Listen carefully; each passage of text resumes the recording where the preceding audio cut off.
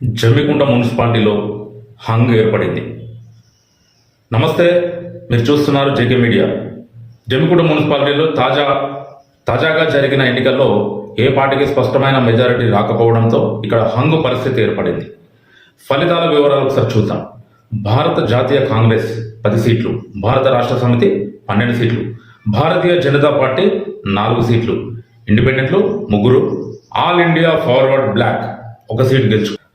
మొత్తం 30 సీట్లు, మెజారిటీకి కావాల్సినవి 16 సీట్లు. ప్రస్తుతం రాజకీయ పరిస్థితి, ఇప్పటి వరకు ఏ పార్టీకి కూడా 16 సీట్లు లేవు. అంటే ఎవరికి ఒంటరిగా అధికారం రాలేదు.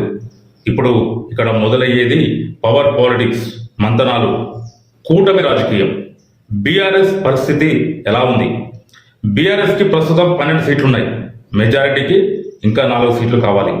అంటే ఇండిపెండెంట్లతో చేతులు కలిపితే లేదా ఏఐఎఫ్బి మద్దతు తీసుకుంటే అధికారం దక్కే అవకాశం ఉంది. స్ట్రాటజీ ఇండిపెండెంట్లను తమ వైపు తిప్పుకోవడం. మరి కాంగ్రెస్ ప్లాన్ ఏంటి? కాంగ్రెస్ దగ్గర 10 సీట్లు ఉన్నాయి, ఇంకా 6 సీట్లు కావాలి వాళ్ళకి.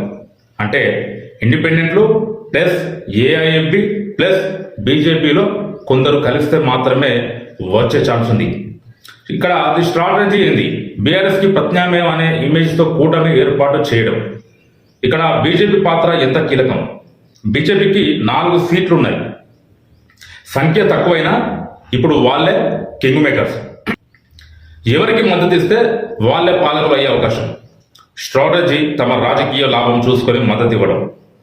ఇండిపెండెంట్లే అసలు గేమ్ చేంజర్స్. 3 ఇండిపెండెంట్ సీట్లు ఈ ఎన్నికల్లో టర్నింగ్ పాయింట్.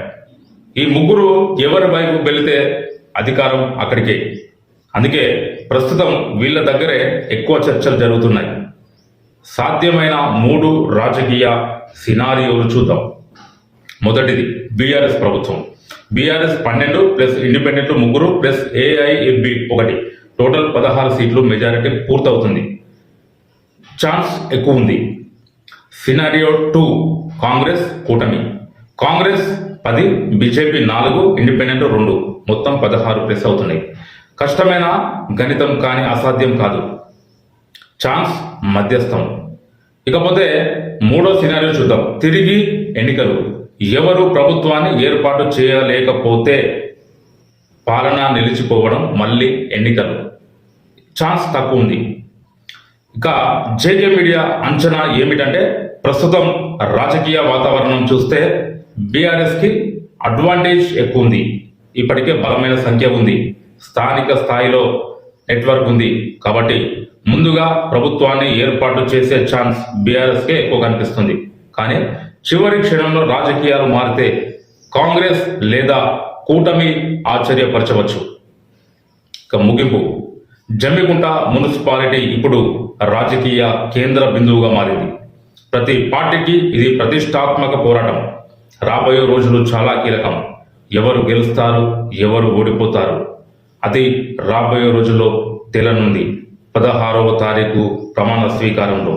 మీ అభిప్రాయం ఏమిటి? కామెంట్లో చెప్పండి. ఇలాంటి విశ్లేషణల కోసం జేకే మీడియాను ఫాలో అవ్వండి.